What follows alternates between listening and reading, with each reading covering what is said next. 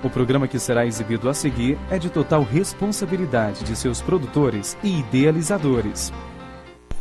Olá, muito boa noite, Jornal da Fonte. O governo lança programa Dinheiro Direto para quartéis e delegacias. O objetivo é agilizar meios para a realização de obras. Industriais alertam que atraso nas obras do aeroporto pode prejudicar a economia de Goiás.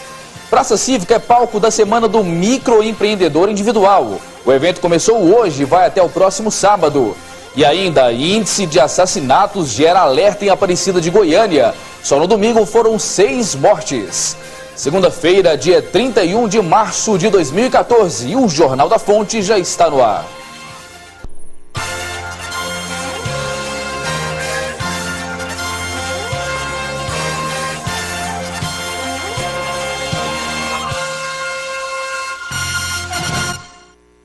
O governo do estado lançou hoje o programa Dinheiro Direto para quartéis e delegacias. A iniciativa visa acelerar a reforma dos departamentos de segurança pública. O programa Dinheiro Direto nos quartéis e delegacias da Secretaria de Segurança Pública tem por objetivo a destinação de recursos financeiros para quartéis e delegacias. O dinheiro, R$4 milhões iniciais, deve ser usado para reparos, adequações e serviços de manutenção, conservação e melhoria física das unidades, adquirir materiais permanentes e de consumo, projetos pedagógicos, formação e qualificação profissional, implementação de programas educativos que visem a paz social.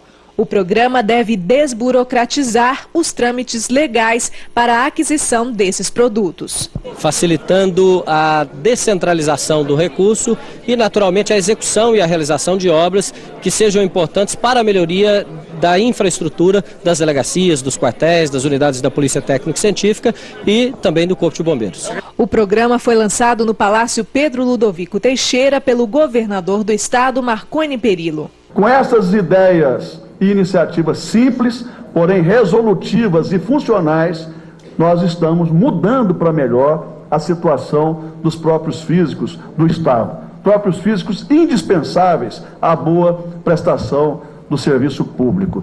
Para o comandante da Polícia Militar, os recursos serão usados primeiro na Academia da Polícia Militar. Lá nós estamos com um grande número de efetivos fazendo cursos para soldado, para oficiais, para sargentos, e lá nós precisamos fazer mais salas de aulas, mais alojamentos, e vamos iniciar por ali.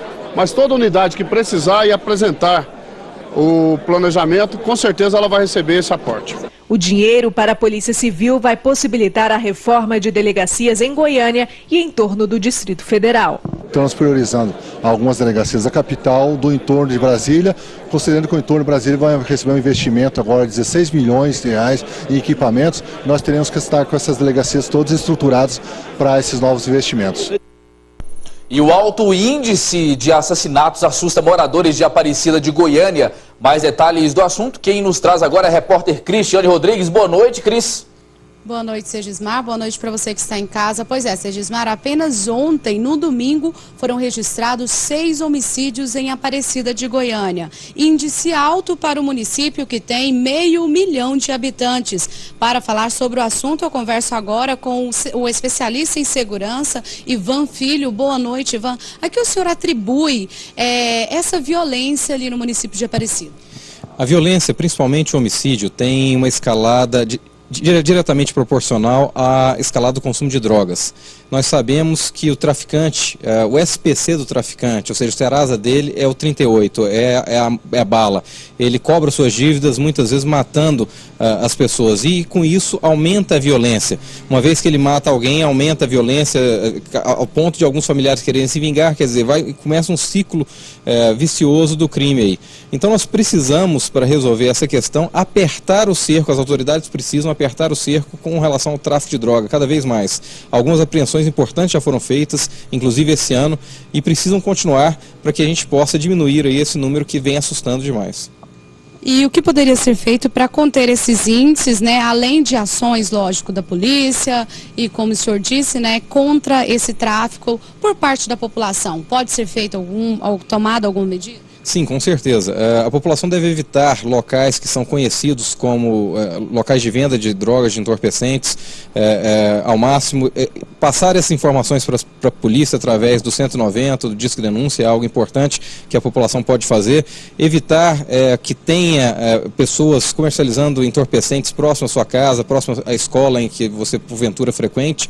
Ou seja, a sociedade tem que se juntar com as autoridades para evitarem ao máximo a proliferação das drogas, que com ela vem esse problema que nós estamos vivendo, que a Aparecida vivenciou, por exemplo, numa só noite, 6 pessoas foram assassinadas. E tem muitas delas ligações diretas com o tráfico, com o crime, com as drogas, e acaba na ponta acontecendo isso, quer dizer, pessoas morrendo e pessoas muitas vezes muito jovens falecendo por disputa ou de ponto de venda ou mesmo de cobranças a partir do tráfico e consumo de drogas.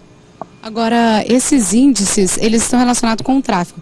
Tem também como a gente fazer uma ligação aí entre adolescentes? Geralmente esse índice é ainda maior quando se trata de adolescentes, de jovens? Nós vemos, infelizmente, que muitas das pessoas que têm morrido estão aí na faixa etária dos 16 aos 30 anos.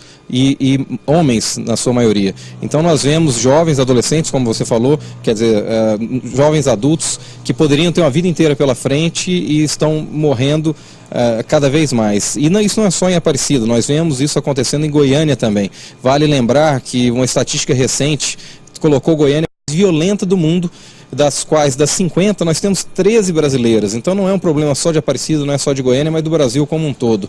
Nós precisamos trabalhar, no caso do Brasil, com relação às fronteiras, ou seja, dificultar a entrada do tráfico de drogas, que hoje o Brasil é uma passagem para o tráfico internacional, precisa ser evitado justamente para que a gente possa diminuir essas estatísticas. Agora também acontece, principalmente do traficante, né? A gente vê que ele é preso 1, 2, às vezes até 9 vezes e não se mantém ali na prisão. Também é necessário uma mudança aí da legislação ou uma mudança da forma de tratar esses jovens, às vezes, não sei, né, ao invés de cadeia, um tratamento, o que pode ser feito nesse sentido? Você tocou num ponto crucial, a impunidade estimula o crime. Nós temos visto que muitas vezes os bandidos são presos, ou seja, a polícia cumpre o papel dela, mas o judiciário não consegue os manter presos, porque a legislação manda soltar. Então o problema não é nem do judiciário, nem das polícias, e sim da lei, que é muito frouxa. Então precisa com urgência que as leis sejam apertadas para que os bandidos não fiquem na rua. Eu agradeço a participação, muito obrigada. O prazer foi meu, até a próxima. É isso então, Segismar, acaba que os índices de homicídio realmente voltam ali, né, está relacionado ou coligados a outros crimes. Com você. Ok, Cristiane, muito obrigado pela sua participação. E uma pesquisa divulgada semana passada pelo Instituto de Pesquisa Econômica Aplicada revela que as pessoas concordam com a frase: se as mulheres soubessem como se comportar, haveriam menos estupros. O resultado da pesquisa causou estranhamento em muitas pessoas. Para falar mais sobre esse assunto, eu converso agora com a delegada titular da Delegacia em Atendimento à Mulher, Ana Elisa Gomes. Delegada, boa noite, seja bem-vinda ao Jornal da Fonte. Boa noite a todos. Muito obrigada, é um prazer estar aqui. Pois é, delegada, são 10 anos de carreira, exato, 2 à frente aí como titular da DEAN. Como que a senhora recebe essa notícia aí, essa pesquisa feita em todos os estados da federação pelo IPEA? Na verdade, todos nós da Delegacia da Mulher ficamos até assustados, se não surpresos, e também indignados com o resultado da pesquisa. Isso revela ainda uma cultura extremamente machista que mulheres, e não só mulheres, todas as minorias ainda enfrentam num país hoje, no século atual, onde a gente precisa urgentemente de uma mudança de postura, de uma mudança de cultura, para que esse tipo de ideia não se propague. Isso revela também que grande parte da população desconhece como são praticados os estupros hoje em Goiânia. Nós temos um estupro a cada 4 dias, de acordo com as estatísticas. E sempre que ocorrem esses estupros, que a gente vai fazer os levantamentos das circunstâncias em que eles são praticados, são mulheres ou que estão indo para a faculdade, voltando da faculdade, indo para o trabalho, voltando do trabalho, estão passando em ruas com pouca iluminação ou nenhuma iluminação, estão sozinhas ou desacompanhadas, muitas vezes estão em ponto de ônibus sozinhas, não são mulheres que de algum modo, estão apelando para um lado sensual, e nem que se isso tivesse acontecendo, seria justificativa para tanto. Então, na verdade, e é interessante que hoje surge, então, essa discussão. Então, se o meu carro é roubado, eu estou entrando no meu carro, e chega um ladrão e me toma o carro, a culpa é minha porque eu fui entrar no carro na hora errada.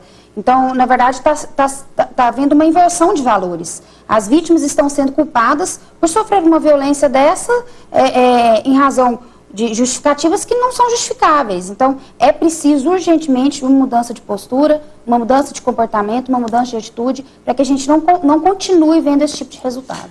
Agora, o engraçado, delegada, é que a maioria das pessoas ouvidas nessa pesquisa, cerca de 66%, são mulheres, né? Não é um contrassenso, uma discrepância, algo assim que não tem explicação? É o discurso realmente que a gente tem que realmente frisar. Ainda vivemos numa sociedade onde a mulher é encarada com preconceito, a mulher tem os menores salários, a mulher ainda é vista como objeto sexual, onde se explora muito a sexualidade feminina, onde o homem é proprietário da mulher. E nós temos essa cultura ainda. E nossas mulheres crescem em lares onde essa cultura é repassada. Então, quando a gente diz que é preciso haver uma mudança de cultura, é exatamente nesse sentido. Mudar a forma de pensar, mudar a forma de agir, para que a gente não continue a receber esse tipo de resultado. E os mais de 3 mil entrevistados que foram ouvidos aí pelo IPEA, aí é que vem mais digamos assim, uma diferença na forma de pensar, porque se eles pensam dessa maneira com relação à vestimenta da mulher, eles são contra, 91% dos entrevistados são contra a violência doméstica, como todo cidadão de bem é contra, né? E a gente fica pensando, né? De um lado, a gente tem esse contrassenso mesmo na pesquisa, exatamente. Né? De um lado se tem uma posição extremamente machista e de um outro lado onde se defende muito a integridade física da mulher. Eu acho que o que falta realmente é trabalhar essa situação, expor ainda mais a fragilidade e talvez a forma como a mulher ainda é encarada, para que realmente, porque a Lei Maria da Penha foi amplamente divulgada, a sua publicidade foi excessiva realmente, e nós precisamos que isso continue, e o reflexo está aí na pesquisa, onde se tem hoje que a maior parte da população concorda que o agressor da mulher deve ser preso. E por que não o estuprador? Muitas vezes o estupro é muito mais grave que uma lesão corporal. Né? Então qual a diferença? É preciso haver, e não existe forma de se mudar se não houver uma mudança de postura, uma mudança de cultura. As penas estão aí, os crimes estão sendo apurados, os agressores estão sendo presos, nós temos estupradores presos com frequência, e se depender da polícia, esse trabalho vai continuar sendo feito, nós vamos contribuir para que essa mudança ocorra o mais rápido possível. E como a senhora relatou, a maioria das mulheres aí que procuram a delegacia da mulher, elas são pessoas que estão usando trajes normais, não estão aí se expondo de uma maneira aí, digamos assim, entre aspas, vulgar, como diz a pesquisa. Exatamente. Né? Não que isso seja um elemento motivo, né? preponderante, exatamente. Até porque muitos dos agressores sexuais que nós ouvimos, quando confessam a prática do crime, em nenhum momento eles alegam que se sentiram motivados pela roupa que a vítima usava. Né? Na verdade, o que nós temos são mulheres que estavam em situações que deixaram esses agressores um pouco mais encorajados. Como eu coloquei, é o próprio ambiente que propicia esse encorajamento. É a primeira, a má índole desse agressor, é o fato dele já ser um criminoso. Segundo, ele está num ambiente onde não existem outras pessoas, só está ele e a vítima. É uma rua escura, é uma rua com pouco movimento ou movimento nenhum. É um local de pouca circulação de pessoas, e isso favorece para que ele pratique esse crime. E tomara que isso fique só no mundo das pesquisas e não se torne em estatísticas. Eu agradeço aqui a participação da delegada titular da DEAN, Delegacia da Mulher, Ana Elisa Gomes. Delegada, muito obrigado pela sua participação, pelos esclarecimentos. Boa noite para a senhora. Boa noite, e mais uma vez vamos deixar claro, denunciem sempre. A Federação das Indústrias de Goiás se reuniu hoje com a Infraero. A instituição que representa os empresários está preocupada com a possibilidade de atraso nas obras da nova plataforma e os prejuízos que isso pode ocasionar ao meio. A Federação das Indústrias no estado de Goiás está interessada no andamento das obras do novo aeroporto de Goiânia. Para o presidente do Conselho Temático de Infraestrutura da saber com antecedência se há risco de atraso na entrega do aeroporto prevista para março de 2015. A federação é uma entidade da sociedade, então nós estamos trazendo a Infraero e as pessoas interessadas para esse debate.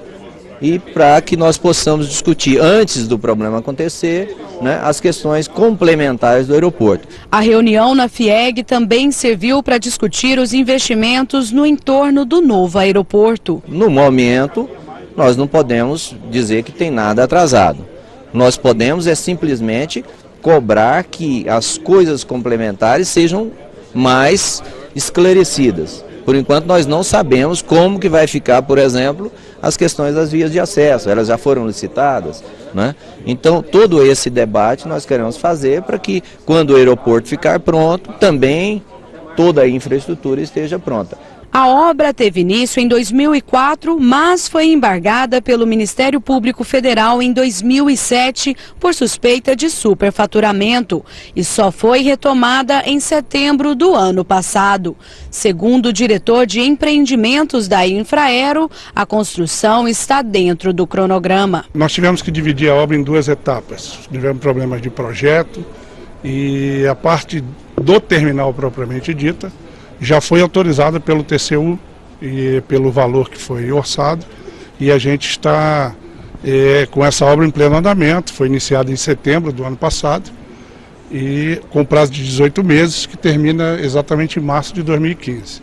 O aeroporto Santa Genoveva tem capacidade para 3.500.000 passageiros. O novo aeroporto será 4 vezes maior que o atual, com capacidade para receber 8.600.000 passageiros. Com 34 mil metros quadrados, o novo espaço terá 4 pontos de embarque, 23 balcões de check-in, 11 elevadores, 4 escadas rolantes, 3 esteiras de bagagem, 7 detectores de metal e uma ampla praça de alimentação.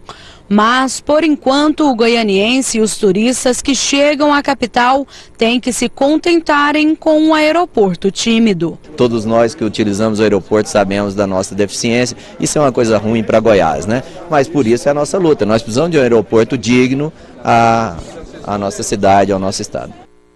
E veja a seguir, Sebrae organiza evento para microempreendedor individual. A intenção é orientar quem quer abrir o próprio negócio. Continue aqui na Fonte, nós voltamos já.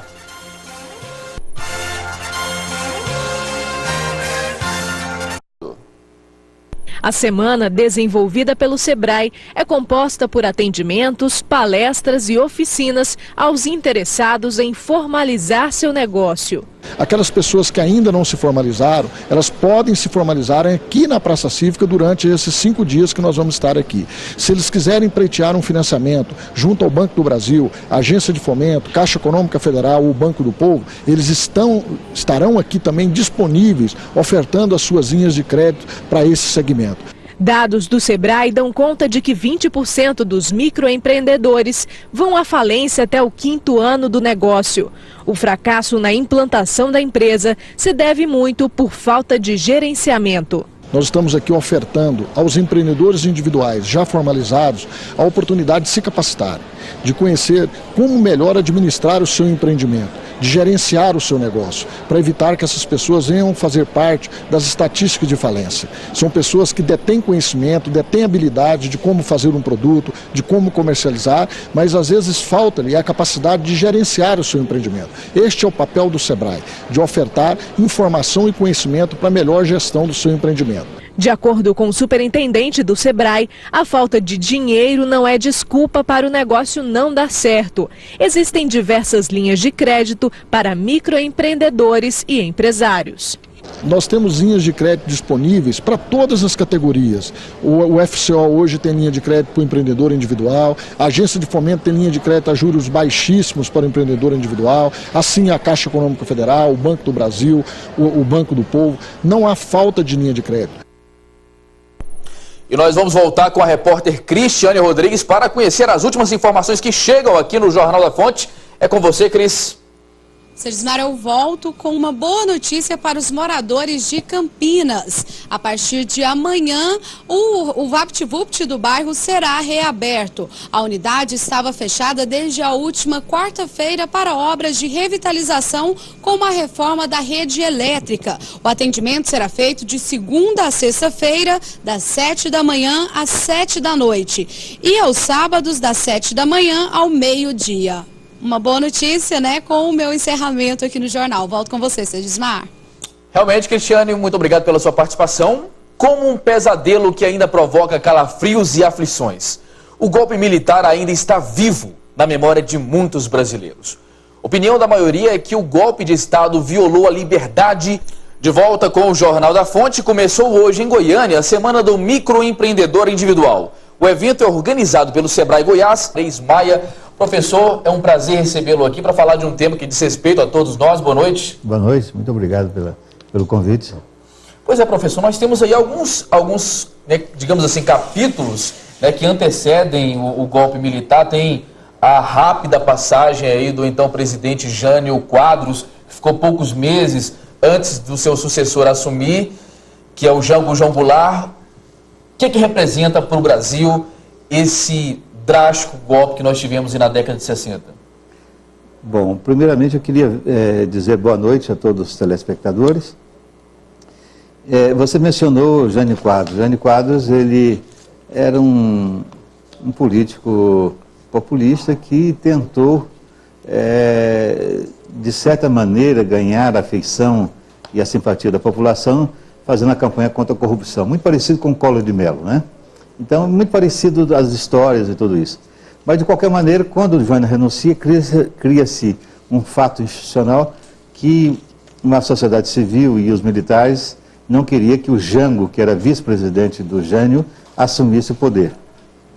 E aí, então, foi um processo longo, complicado, porque o Jango não estava no Brasil, estava na China viajando, ele veio para o Rio Grande do Sul, e lá o Brizola lança da Rede da Legalidade. O Brizola era cunhado do Jango, se eu não me engano, sim, né? E o Brizola era governador do Rio Grande do Sul na época e Mauro Borges era governador de Goiás. Então, Mauro e Brizola oficialmente lançam a campanha da legalidade e aí as forças contrárias do Jango e as forças favoráveis à posse do Jango entraram num acordo.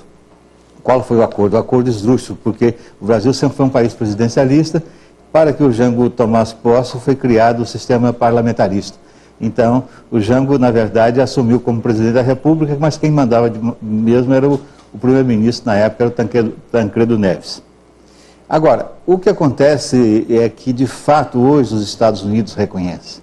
Eu vi várias entrevistas do jornal Vernon Walter falando que estava preparando o golpe desde 62. E que o presidente Kennedy já havia dado o aval para o golpe em 62. E daí disse, avancem lá rápido com isso. Então, hoje já não tem mais como mentir a participação americana no golpe de Estado e tudo isso. Mas é preciso ressaltar uma coisa. Jango era um presidente eleito democraticamente, tinha uma popularidade muito grande.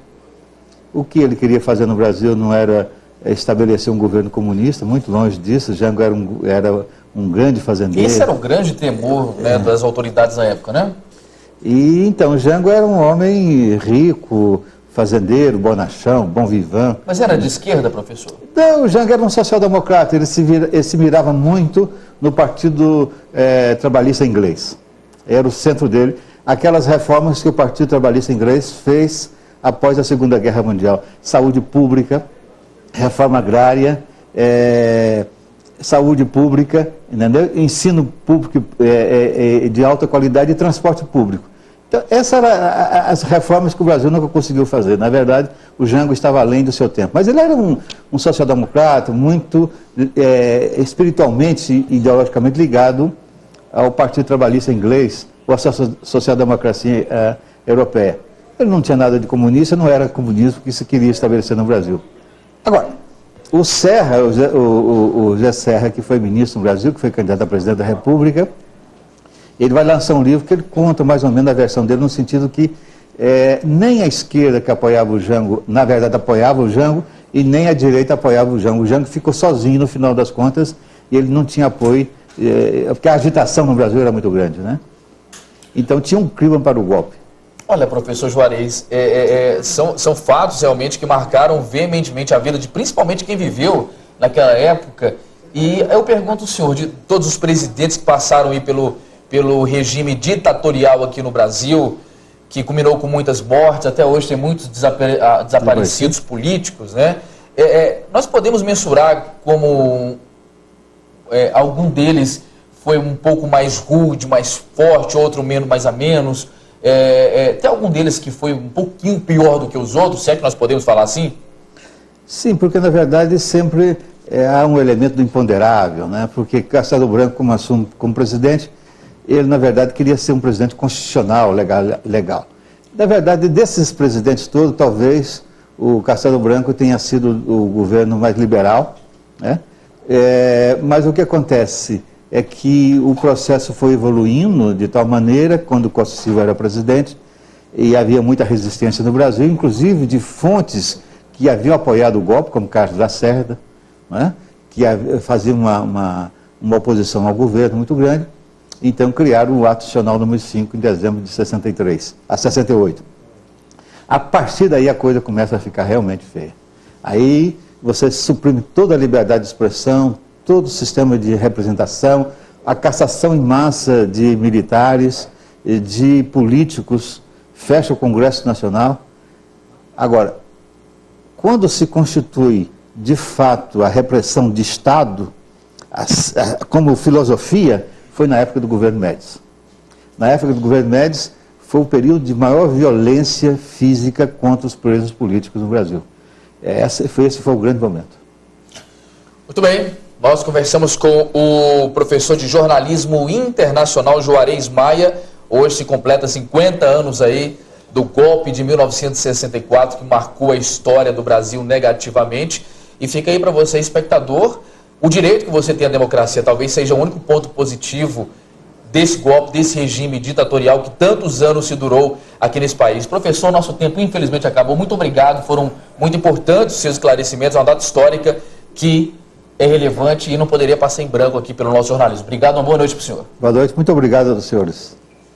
E o Jornal da Fonte vai ficando por aqui, nós voltamos amanhã. Na sequência você fica com toda a repercussão das semifinais do Campeonato Goiano com o programa Na Marca do Pênalti, o melhor dessa